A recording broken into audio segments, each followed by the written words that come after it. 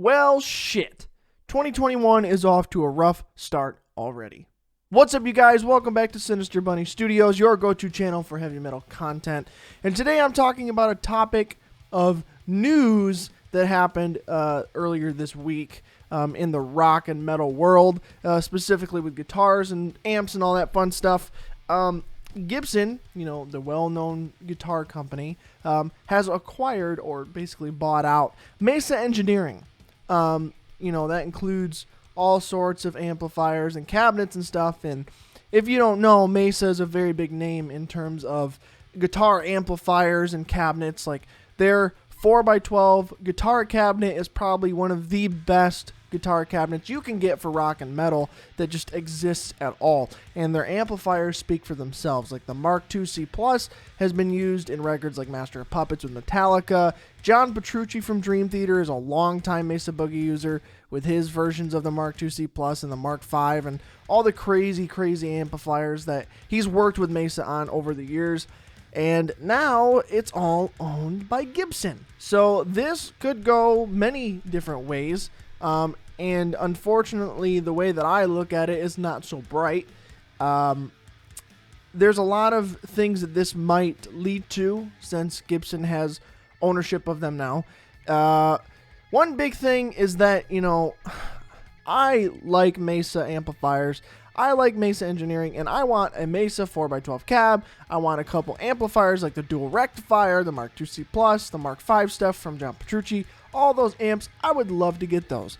But now, since Gibson owns Mesa and everything, a lot of the Mesa products are probably going to go up in price, unfortunately. So people like myself who need to really save up to get expensive things like that are going to have to save up even more and for a longer time to be able to get those dream amplifiers. I hope that's not the case, but with the way that Gibson is, I wouldn't be surprised if the prices of all Mesa stuff goes through the roof. Another thing that this could prove to be disastrous with is the designing aspect of the Mesa amps and cabinets and whatnot. The biggest thing, and Glenn Fricker from Spectre Sound said it perfectly well, leave the Gibson designers and Mesa designers separate. Like, don't fuck with it. Gibson, don't fuck with the whole look and everything of Mesa. Don't try to revamp it or update it or give it a new look or whatever. Let the Mesa engineers do their thing and keep it the way that it's been as long as they've been around. Because the look of Mesa Boogie amps and whatnot are just appealing. They've got their own look. They got a good style going. Gibson, please just don't fuck with it. Leave the designers and the engineers of the Mesa stuff alone. And especially the engineers. Because if they're the ones that are making everything that makes the sounds you get from the cabinets and from the amplifiers and all that, let them continue to do what they're doing. Don't fuck with it. Don't try to change it. Don't do anything stupid that's going to ruin the Mesa name. Another scare that I have with this whole topic is the fact that Gibson may or may not just run Mesa into the ground. And because they have a reputation with doing that with smaller companies, from what I've researched, and I just hope they don't do that with Mesa, because Mesa's a big name, like I've said, and, it's just only going to be disastrous if they try to run it a different way than it's already been ran. Like, my thing is, Gibson, listen, you've bought them, cool, you got all this money and lawyers and whatnot to figure out the contracts, all that fun legal stuff. Now you've acquired Mesa Engineering. Here's what you do. You already have them. Leave them alone. Because if you try to change things, if you try to, do anything different, it's probably going to prove disastrous, like I've said a million times. So leave it the way that it is. You can get all the money and royalties or whatever else you're getting from them because you own them now, but leave it alone. Leave it at that. You acquired them, earn money off of them, that's it. Don't change a goddamn thing. Leave it as it is because it's good the way it is, and just please do not fuck with that. You already have enough money. You make money off of them now. Leave it at that. Don't change anything. Don't do anything. Good Lord, please don't fuck with it. And another thing is that, Gibson doesn't have the greatest reputation in the last handful of years with a lot of some interesting tactics they pulled, specifically with lawsuits on certain things like headstocks and whatnot, which were kind of bullshit, just straight out. I'm pretty sure there's legislation that's already been in place prior to all that says you can't really sue somebody like a guitar company over like the body shape of a guitar, because there's only so many ways you can make the shape of a guitar and whatnot. It's just kind of that's how it is. So you can't really like patent a guitar shape necessarily unless you make something crazy different, I guess. But in the general stance is that like you can only make a guitar look so many different ways, so you can't necessarily have a patent on something that nobody else can do. It just doesn't work that way. But, you know, Gibson's done sneaky shit like that, and I think it's all a big thing about money, because they want to have a staple on something like, we can only make this headstock or whatever. Nobody else can, so we're the ones that are going to make money off of it. Everybody else who tries to make something that looks like ours, we will sue you and take money from you and whatnot. And it's just a really asshole tactic. So they've lost a lot of respect lately in the last handful of years for doing shit like that. I think they sued Dean Guitars, which is interesting. But man, oh man, this is going to be an interesting thing.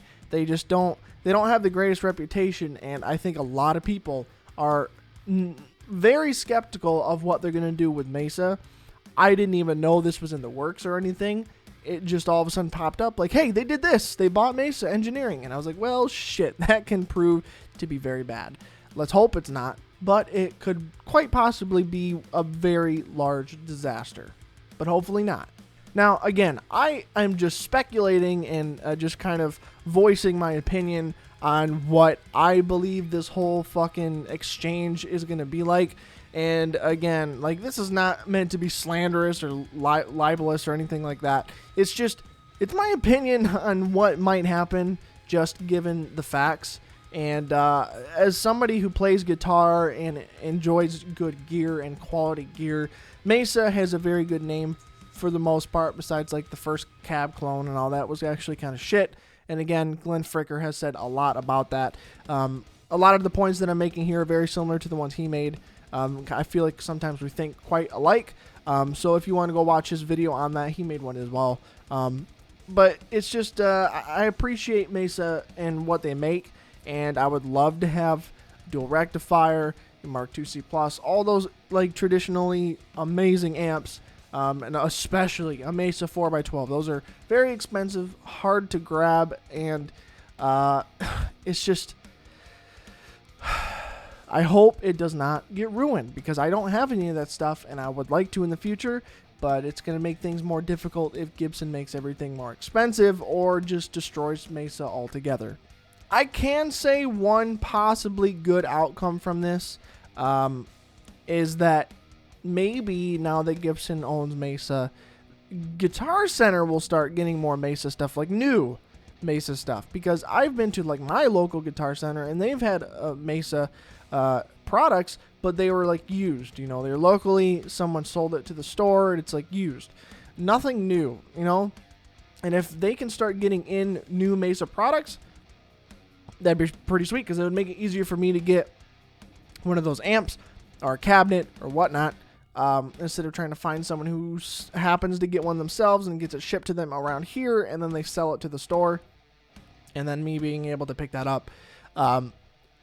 If they can get Mesa products into stores and Guitar Centers, I mean, that's one plus I can see from this, but, you know, we'll see how that turns. A second point that I do see, and Glenn Fricker touched on this as well, is that now that Gibson, big name Gibson, with all the money and power that they have, can probably put a lot more money towards Mesa research and R&D and just making stuff. They have a higher budget now to do things. So maybe this could prove to be somewhat good. If Gibson follows what everybody's been saying, including myself, and leaves Mesa alone, lets them to continue doing their thing as if the acquirement was never a thing, just they're acquired, that's cool, let them do their thing.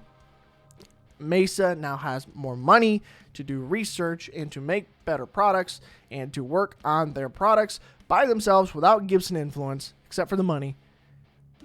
maybe they can improve stuff, come out with some really cool shit, and maybe make things a little bit cheaper or something. I don't know, but regardless, Mesa may have more money now for research and design and stuff like that. So that may possibly be another silver lining in this whole thing. And that's probably the biggest silver lining that I see. And it could prove to be nice. But again, we'll have to wait and see. All right, you guys, that's pretty much it. I just wanted to voice my opinion and get this out there to inform you guys. Obviously, a lot of people are going to be talking about this, and I wanted to put my 2 cents in. And let's just hope that this whole thing goes good. Let's hope that 2021 isn't going to be a really shit year like last year was. It's already off to a bit of a rough start, but let's hope things start to look for the better and start to improve. Let's hope that this whole Gibson Mesa thing turns out better than everybody thinks it's going to be. But if you have not already, I started streaming more on Twitch. So if you want to go follow me there, twitch.tv/Sinister Bunny Studios. I've been doing more and more streaming of working on new singles and videos and just music production work and recording work with those music videos and those songs and whatnot. A lot of production stuff behind the scenes, writing the riffs for the songs, writing all the parts for the songs, recording those parts, recording all that stuff. It's all being streamed on Twitch. So if that's something you would like to see, to come hang out, maybe influence some of the stuff that I'm doing, who knows, then join me on Twitch. Follow me there so that you can get notified when I go live and all that fun stuff. I don't have a set schedule just yet, but I'm hoping to get one eventually, and I just got to kind of figure out where would be the best time to do that. And a lot of times it's sporadic because when I work on stuff, it's not always at the same time.